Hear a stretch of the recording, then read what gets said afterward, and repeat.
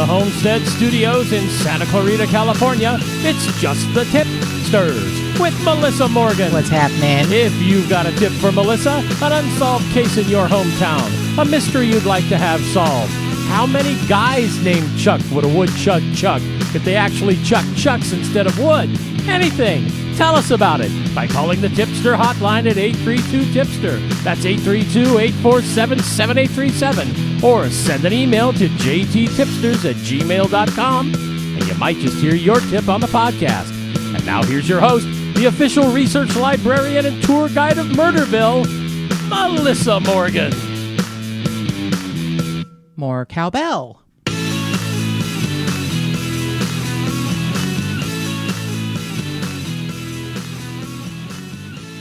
Just so you know, Producer Mark, I have accepted a new position. I'm now the mayor of Murderville. Uh-oh. I have been given a promotion. Does that mean you've got broader powers? That's sort of for me to know and you to find out. Taxi. But let's just say you're going to be doing the tours from now on. Ooh, I have important things to do at City Hall. There's the people in those tours are kind of... What is it you're trying to say? Thank you, Madam Mayor. Oh, that's what I thought you were going to say. Yeah. Speaking of those people, when I moved here a scant 26 years ago, the very first thing I did was take the Grave Line tour. That's right. Where they... The very first thing I did, they pick you up near Sunset and Highland, very, very busy part of Hollywood. They pick you up in an old gray, well, they did 1,000 years ago, pick you up in an old gray hearse that has had seats added to the back. Oh, my. And upon the beginning of the tour, you get a copy of Marilyn Monroe's death certificate. You got to be kidding me. I kid you not. Well, welcome to L.A. Welcome to L.A. I was so thrilled when I found out, apparently, and I, not being a native, I did not know that it was a parody of something called the Gray Line Tour. Yes. Which I guess the Gray Line Tour is like a tour of stars' homes. Right, and they have them, I think, in San Francisco and L.A. And, okay. Any place that there are touristy things, the Gray Line. I don't know if they still are in business anymore. I don't either. Grave Line is kind of funny. It was hilarious, and it was a beautiful silvery kind of old, really old hearse and crushed velvet seats. I mean, it was everything you could ever want it to be. How many people were on the tour with you? I believe it held a total of 7. Wow, and it was full? It was plus the driver. full? Yeah. Wow. It was a big group of us. I was like, here's this rube from Kentucky just like, like rubbing my paws together. So excited to drive past the final... I wouldn't say resting place, but final place of breathing of Janis Joplin and Divine. Wowie. And William Demarest from My Three Sons and Mae West. And I mean, yeah, it was really cheesy and just a boatload of fun. So I've always kind of been, hanging around the periphery of Murderville. But now I've accepted the position as the mayor. So well, that means you can issue proclamations too. And I do. How often I'm issuing proclamations to you constantly. Yes. And not to backtrack, but I would pray that one of the tipsters could call in or write in and let me know the difference between a woodchuck and a beaver. I always thought they were the same thing. I think so too, but there's probably some small difference. Like one of them has 3 toes and one of them has 4 toes or something. Ah, well. I don't know. I'm just guessing. All right. I do some research on it here, but I don't really think. Well, one of the, the things we love here about Just the Tipsters is that our tipsters are amazing and brilliant, and I bet you one of them knows the difference between a beaver and a woodchuck. Right, and we should point out, you don't have to just leave a tip about a case or anything. You can just call us up and tell us what you think of us, or send us an email and let us know how you like the podcast. So yeah, that's fine too. That would be lovely. I would appreciate that. And we have been beyond blessed with sweet people leaving reviews on on iTunes, and just lovely things that people are saying, and we're very grateful. I do not know how to access reviews on any other streaming service, so please forgive me if I do not know how to access reviews on. There's a tip that some tipsters could tell us how to do, because I can't figure it out either. This is awful. We should not. We're supposed to be cool, hip, podcast people, and we should know this. Well, stuff, you are. I'm just a talking head. You're the brains behind the operation. Yeah, we're recording this on 35-year-old analog equipment, so that should tell somebody something. I feel like that's what makes it sound so beautiful. Well, thank you. Yeah. So this is a very layered story, and I have a little bit of insight from several different places, and I'll explain that. But there is nothing definitive at this moment tying this case to the Golden State Killer, but there are a lot of things that point in that direction. And, I hate to say when there's smoke, there's fire, but I think there's like a blaze burning. And I think we're going to find out over time that he is probably tied to many more cases, whether they were attacks, brutal rapes, or potentially other murders. We don't know, but all of the speculation, like how did he stop in 86 and how did he not do anything else? I think we can kind of figure out he probably didn't stop completely after the murder of Janelle Cruz. We know that he continued phone calling prior victims for decades. I think there's probably just so much more we're not going to know yet. And because of his time between 10 years, between 1979 when he gets fired from the Auburn Police Force to 1989 when he starts at Save Mart, he had, 10 years to, I don't know, perfect his craft, think about his craft. And there's some amazing theories from profilers as to, they used to think that a profile was set in stone, and it's just not. They explain that, someone who starts off being a burglar or a peeping Tom can progress to a rapist and even murder and take a break and cool off and go back to being a peeping Tom. It's a fascinating thing, but what we're going to talk about this week is Patricia Neufeld. And it is a case that was brought to my attention by Pam Coronado, our guest, earlier in the year, who is a psychic detective and has worked on many high-profile cases. The DC Sniper.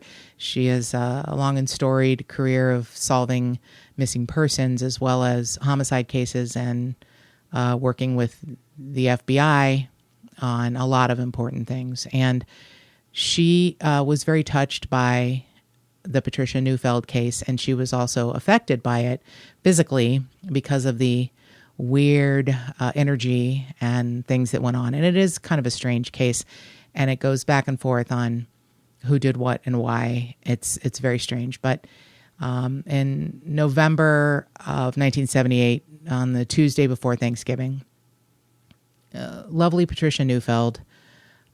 Another thing I hate about journalism is that everyone's age is fluid. So she's either 32, 33, or 34. And her son, who finds her, is either 8, 9, or 10. So we'll just pick one in the middle. So she's 33, let's say, and she's at home. She has 3 children, an older son, her middle son, and there's still some confusion whether she had 2 children outside her home she sort of operated an AirSats daycare. She was babysitting a neighbor's child, or 2 neighbors' children, and one was her child. We're not sure, but the kids were not harmed. And her son, Kirk Neufeld, is sort of the one that is pushing ahead the charge to solve her case. I don't think he's going to rest, and he's the one who found her coming home from school, like at the age of 9, found his mother in the worst condition you could find someone. So it's Tuesday before Thanksgiving. Patricia, her husband, had gone off to work in the morning. Her kids had gone off to school, and she was working about her day at home. So sometime, they're saying between 9 and noon, her son came home a little after 12. A mailman attempted to deliver a package at 9:45, and no one answered the door. The front door was open, so what happened may have happened earlier. We just really don't know. It's hard to narrow it down any more than that 3-hour time span. But she's at home, and she's surprised. It's a blitz attack, and she is bludgeoned in her home with what turns out to be her son's toy bowling set. She's bludgeoned with a toy bowling pin. And good God. Yeah. And her son comes home from school and finds her 9-year-old son. And in this interview in 2006, Kirk Neufeld cannot stop himself from crying. And he looks like a sweet and yet very strong man, grown man. And he cannot stop himself from crying. And the tears are not for himself. The tears are for his mother. You can see the difference when he talks about how it affected him and what happened to his mother. He is crying for his mother and wants justice, as any of us would. So that's why this case is even more interesting to me. So it was at first thought that she was murdered by a man named Gerald Parker, who was subsequently arrested after being dubbed the bedroom basher. Now, Patricia was found in a back bedroom, bludgeoned by the toy bowling ball pin. And even though Gerald Parker had a different MO, he would stalk women, follow them home, very much like the Golden State Killer, but typically would use a hammer, a mallet, or a 2x4 piece of lumber. So I'm not sure if he, just needed to carry shit home from Home Depot. I don't really understand any of that shit, but he was in the military, and Garden Grove, California is near Tustin military base where he was stationed. He, another man, the husband of one of his 6 victims, 5 women and 1 stillborn child. He attacked a pregnant woman, and she survived, but her child did not. So they count her child as his 6th victim. But 5, he raped and killed 5 women and attempted to kill a 6th. One of his victims' husbands was arrested and wrongly convicted, Kevin Green, and he spent 16 years in prison before he was freed in 1996. So what do you think happened in 1996? DNA. Yeah. Yeah. So when they figured out it was Gerald Parker and connected him to the other cases, he was already in prison for other weird stuff. And when he's confronted with the evidence, he confesses. So he's, convicted in October of 1998 on 6 counts of first-degree murder, 6 counts of first-degree rape, and 1 count of first-degree attempted murder. So the 6 murders are the 5 women and the stillborn child, and the attempted murder is the mother who survived, but her child did not. And he was sentenced to lethal injection. He's still alive because, justice. So the bedroom basher was, traipsing around Orange County from 78 to 79, killing and raping women. Apparently, the late 70s and early 80s is some sort of hotbed for freak-ass rapey killers. Apparently, Sacramento was, rife with this, and that's why a lot of things may or not still come back to Joseph James DeAngelo. But we know his travel pattern and the way he has of going to different places, whether to distance himself from his home territory and spread out. But we know why he was potentially there, which we'll get to later, in that area. So another person who was arrested for the Golden State Killer's final murder of Janelle Cruz is Gregory Gonzalez, and he spent 8 months in jail. He confessed to an acquaintance twice. He confessed twice to an acquaintance, and he spent 8 months in jail. He recanted, and then, of course, in 1987, blood and semen analysis comes back, and he's excluded. And his defense attorney said he has mental problems. Really? And he falsely confessed twice and is seeking help. So Gregory Gonzalez was arrested for the rape and murder of Janelle Cruz, spent 8 months in jail, and was released. Well, this is the first I heard of that. Me too. Wow. It's all new, and it's all gross and ugly. So someone else could have taken the fall for Joseph James D'Angelo's, what we know on record, final murder. And that is why Patricia Neufeld is so timely and fascinating. And if anyone knows anything, hears anything, again, why we started this podcast and why I named it just the Tip-Sters. Not only because I'm a 12-year-old boy, but because we would welcome any tips that anyone has and hopefully provide a safe place for someone to posit their theories, their information. You know, if you hear anything, know anything, we're open to hearing it. And we have some connections that can get it to the right place. One of those connections, Pam Coronado. So in 2006, Kirk Neufeld is at his wit's end, and he, it's almost 30 years since his mother's been murdered, and he is beside himself. So he asks the investigators, it has been handed over to cold case investigators in Garden Grove, if they will consider allowing psychics to help with the case. And I think once you get so far down the road of a cold case, 30 years. Yeah. I've been told that there's probably every police agency in the United States has used a psychic once or twice or 1,000 times, but they will not ever admit it because it's still very considered taboo, and the general public is skeptical. Police absolutely skeptical.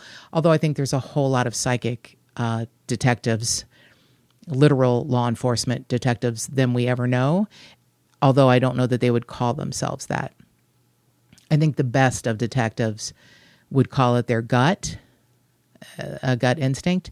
But I think it's probably a little more than that they are a little bit more of an open channel. And, I can't understand or decipher psychic abilities or mediumship. Mediumship is harder for me because I can't always quantify, it's like, oh, your dead sister Mary came through. Well, okay, maybe. It's a little harder to try and follow up and make sure a dead person is really telling you the truth. And apparently they don't really tell you the truth. I know that's a much deeper conversation. But a psychic who knows nothing about what happened and is brought into, like in this instance, a crime scene, and is able to, or in this instance, two psychics on the show Sensing Murder, which is what happened in 2006. The producers of Sensing Murder approached the Garden Grove police and said, Kirk Neufeld, son of Patricia Neufeld, would like us to work together to solve his mother's case. And they, like producer Mark said, 30 years. Hopefully they give up the ghost, no pun intended. Hopefully they give up holding on to, I'm going to solve this myself. It's one of the things that bothers me the most is that law enforcement does not interact with others, doesn't play well with others, and that's why things sometimes go decades without being solved because they think they have to solve it all by themselves. I'm a true believer that most important things in life, it takes a village to do anything. And I think it takes a village to solve a homicide. It's not going to be one guy. And as much as I think most homicides are solved with good old-fashioned shoe leather, intelligence, curiosity, gut, call it your gut instinct, call it whatever you want, it takes a village. Could be a small village, but it takes a village. So they relented and allowed Pam Coronado and Lori Campbell, both psychics on the show Sensing Murder, which started out as an Australian show, and they did an American version. And I happen to know the backstory that it took a long time to weed it down to these two people because they were the most consistent when given any photos, things to hold from victims or perpetrators. They were, both in the 90 to 100 percentile on getting answers correct, which I think probably, blows producers away and blows law enforcement away. So law enforcement took each of the women one at a time into Patricia Neufeld's house that now has a different layout, by the way. Both women went immediately to the kitchen and stood over the sink looking out at the backyard. Both of them feel that's where she was. Both of them feel she was blitz attacked from her left side. Both of them felt that the perpetrator jumped over a side gate or side fence, came around the back of the house, and came in through a sliding glass door. Both women felt that. Both women felt she ran probably to the children to make sure they were okay and got cornered in the back room that the new present owner uses as a laundry room. And it was at the time the back bedroom, and that's where she was found, in the back bedroom. Both women knew, where she was found, where she laid at the end. Both of them knew she knew what was happening. Both of them knew she was extremely panicked. Her heart was racing at the time. Pam felt the pain in her head. Lori Campbell thought she was strangled and then later said, I think there's more. I just don't know what it is. And she finally came to the conclusion of bludgeoning. But Pam knew bludgeoning right away and felt she could tell you what part of the head, the front of the head was bashed in really badly. Nothing was stolen. She wasn't raped, but her items had been rifled through. Not stolen, but it looks like an underwear drawer was pulled out and things rifled through. Now, if he came in the back door, it's almost assuredly that he went out the front door. It was left propped open. The back slider was open. The front door was propped open, which is one of the things that the Golden State Killer did. He would leave doors open behind him. They did not know that the perpetrator wore a mask until Pam told them. She can't see him. He's wearing a mask. And both girls, Pam and Lori, said that his energy was very, very erratic. Very erratic energy, which was very unusual. Also very much in line with the Golden State Killer. So they gave both psychics, I guess nowadays they call it a 6-pack, 6 photos of potential perpetrators. Both women, I believe, picked out Gerald Parker as a serial killer. And Pam picked out Gerald Parker and said, this one's a serial killer, but I don't think he's your serial killer. So they had thought that perhaps Gerald Parker, by the way, is a tall, thin African-American man. And the Golden State Killer is a, short, mid-sized, a stocky, pale-faced motherfucker. So neither women thought that he was African-American. And after they took Patricia Neufeld's pictures to San Quentin, where Gerald Parker is still residing, I'm guessing, they took several of the people that had been murdered in the Orange County area when he was, doing his deeds. And he's like, no, that's not one of mine. That's his exact words. Not one of mine. Now, one thing I know from all of the, awful research that I do that is still very fascinating to me, most serial killers have an ego the size of Vermont, and they enjoy taking credit for their work.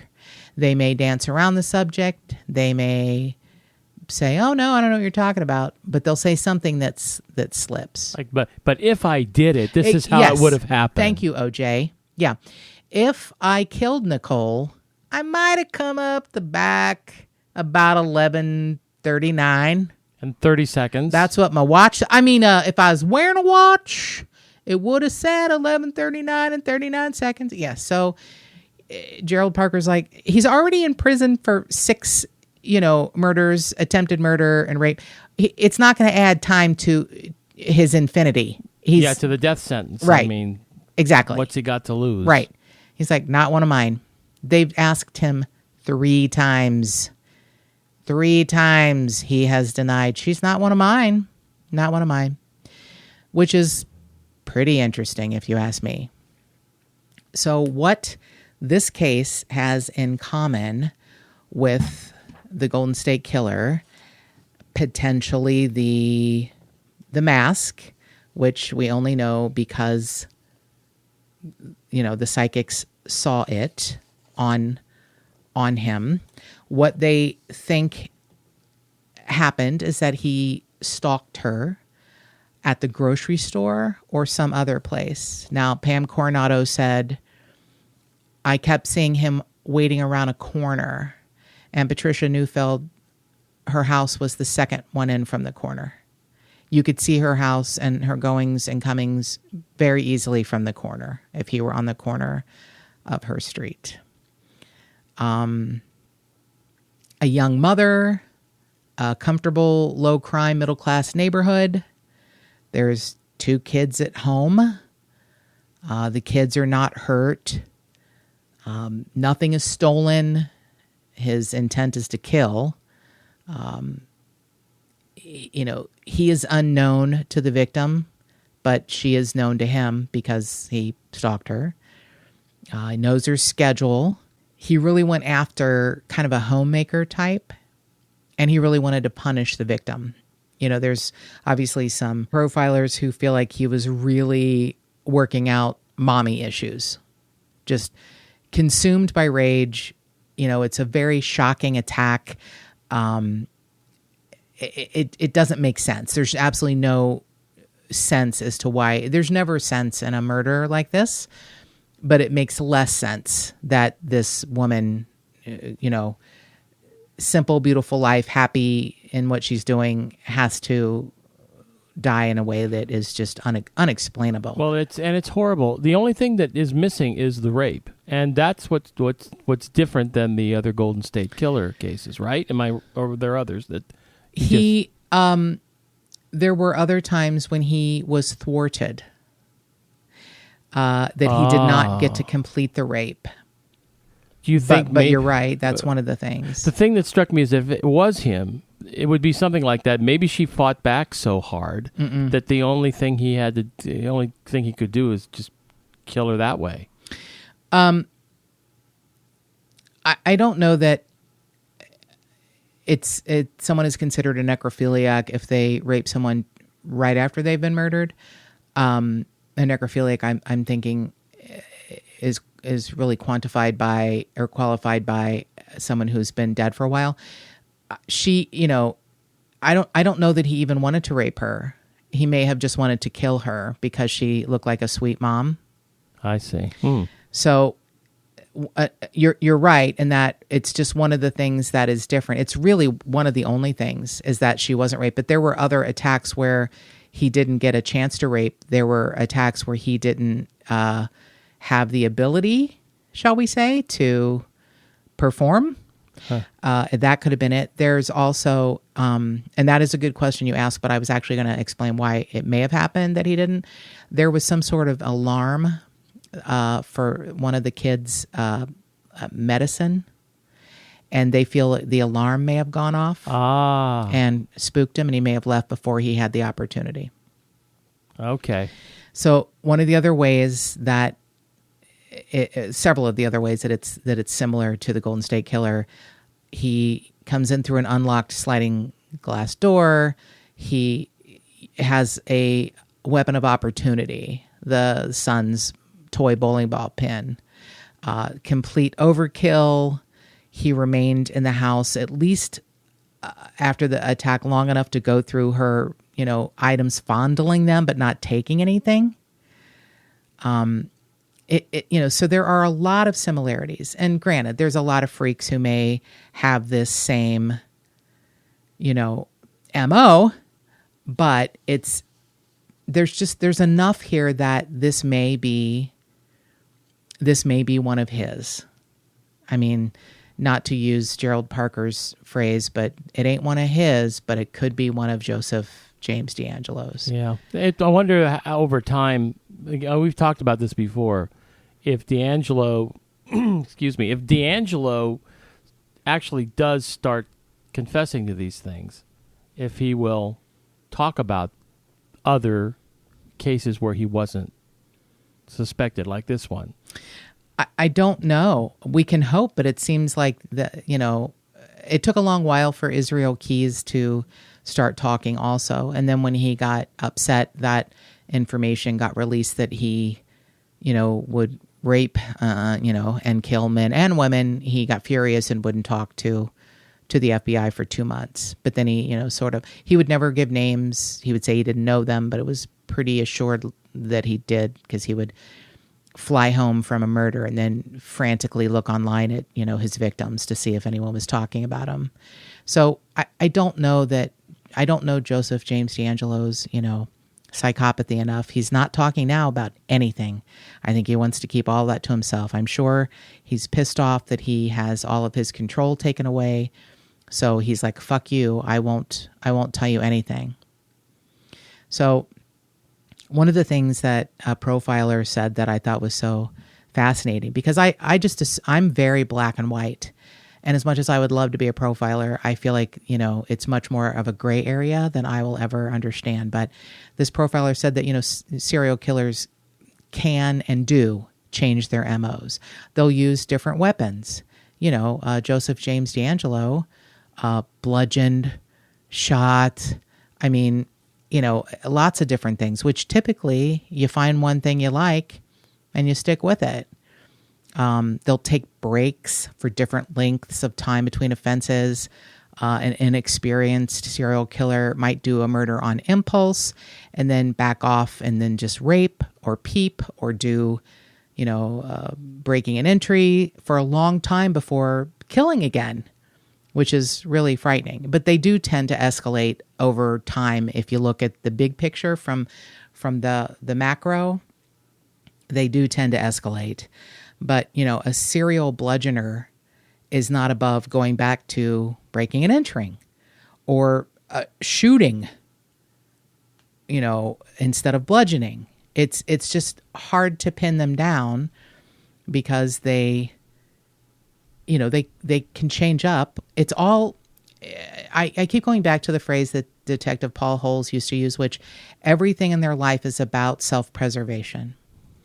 All they want to do is keep doing what they love doing, which is unfortunately taking lives, taking souls via rape, taking what they want to take and no one else, everyone else be damned. I'm going to do what I want to do.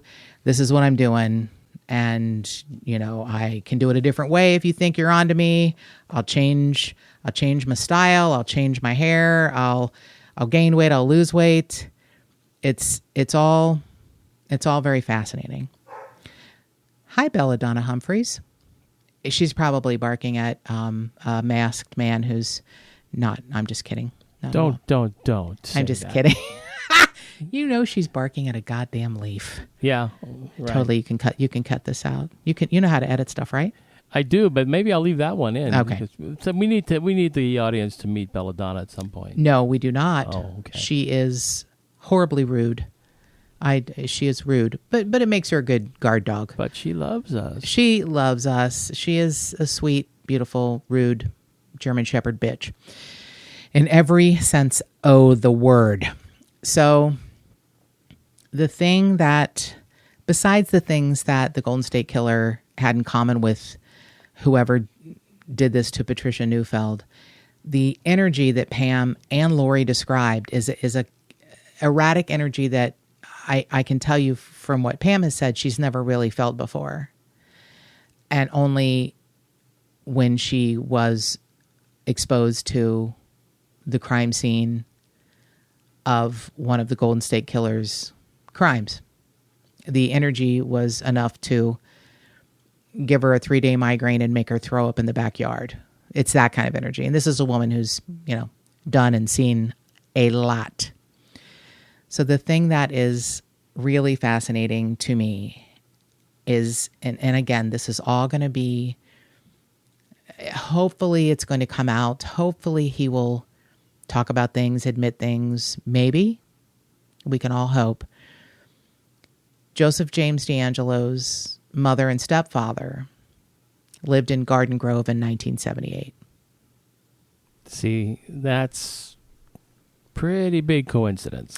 I find that there are no coincidences. And this is between the Majore murders in 1978 and the Lyman and Charlene Smith murders in 1980. Right in between. So the Majore murders, were largely thought as first murders, and now we believe it actually Claude Snelling was his first murder.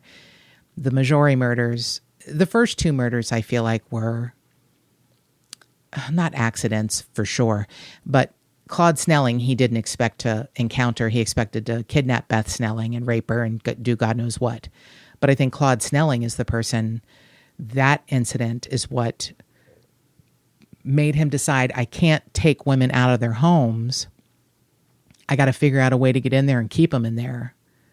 Nobody's going to know what's going on. I can take my time. I can go through the refrigerator and put teeth marks in their cheese and tie them up and rape them in their home, take my time, walk around with no pants, and leave when I want, scare the shit out of them, make it feel even worse than it could possibly ever feel. So I don't think he, expected to kill Claude Snelling. I think he attempted to kill Detective Bill McGowan, but instead killed his flashlight. We know he meant to kill Lyman and Charlene Smith. And I don't know how he could have done that without having a little practice. So I'm not saying Patricia Neufeld was the practice murder, but I'm also not saying that she's not related to what he's done, because it would be the time frame and the erratic nature of how she was killed would very much be something to begin with in a home, take the time, go through the drawers, etc., and work your way up. Maybe you're, this is a terrible thing to say, but I mean, who hasn't had a really awful holiday with family? Sorry. Well, most of them don't end in murder. Although the very first podcast we did was the holiday edition of Just the Tip-Sters, where, Gene Simmons killed 16 people. Anyway, that was a rotten family holiday. That was a rotten Christmas. So, what if Joseph James DeAngelo is visiting his mother and stepfather in Garden Grove, and Patricia Neufeld just happens to be the awful offshoot of what he wants to do? The fact that before anyone knew where this could be attached to, everyone says it feels like he's trying to kill his mother. The way this woman was killed, it's like someone wanted to kill their mother. Now look. Now that's fascinating. It is fascinating. And there's a lot of serial killers who want to kill their mother. I mean, who doesn't have a cousin you might want to smother? I mean, everyone's got some family. Am I talking too much? Yeah. Sometimes, holidays, oh boy, can holidays, there's no excuse. I'm not saying he has an excuse, but I mean, obviously there's something that could have happened that made him hate his mom. And, Patricia Neufeld was this beautiful, motherly looking woman. I mean, she was young and attractive and had a lovely figure after 3 kids, but, a little bit of a old fashioned hairstyle and glasses and, and she, operated a daycare. She was very motherly. So whether he took some time, ran into her at the grocery store, because she really was not like his typical victims. She did not look like his typical victims. Maybe the fact that she wasn't raped was that he didn't want to rape her. Maybe he wanted to kill her because she reminded him of his mom. All of this is conjecture. I understand it's all conjecture, but there are so many things that are alike his MO and so many things not alike when it comes to Gerald Parker. It just seems like it should absolutely be reinvestigated and reinvestigated and reinvestigated until something breaks. Because Kirk Neufeld, the image of Kirk Neufeld talking about his mom and not being able to keep it together. And like I said, I'd never noticed this before. When I see most, survivors of a family member who has died or been murdered or, they're crying because they miss the person so much. They love them so much. And obviously Kirk loved his mom, but he now is an adult and has kids. And he said she was great at parenting. And he remembers the important things. He was going to be held back from first grade because he said, I just wasn't a good student. I wasn't good at reading and writing. And his mom took all the time in the world after school with him to help him and made a game out of it. And he got through first grade and was not held back because, as he says, his mom was great at parenting. And when he's crying, you can just see in the tears. Of course he's crying for himself because he loved his mom and misses his mom. But he's crying for her because of all that she missed. Him growing up, his siblings growing up, getting married, having kids. She missed all that. And he is grieving for that too. Not just for himself. So, not that tears are ever selfish. They're something that I battle with all the time and dislike the fact that I cry so much. But seeing Kirk Neufeld showed me a different side, that I'm not always crying for myself. I'm crying for the things that happen to others. And Kirk Neufeld needs to be able to know what happened to his mom, find some peace for himself and her, and hopefully cry tears of joy and more cowbell. And remember, you can call us anytime at 832-TIPSTER. That's 832-847-7837. Or send an email to jttipsters@gmail.com.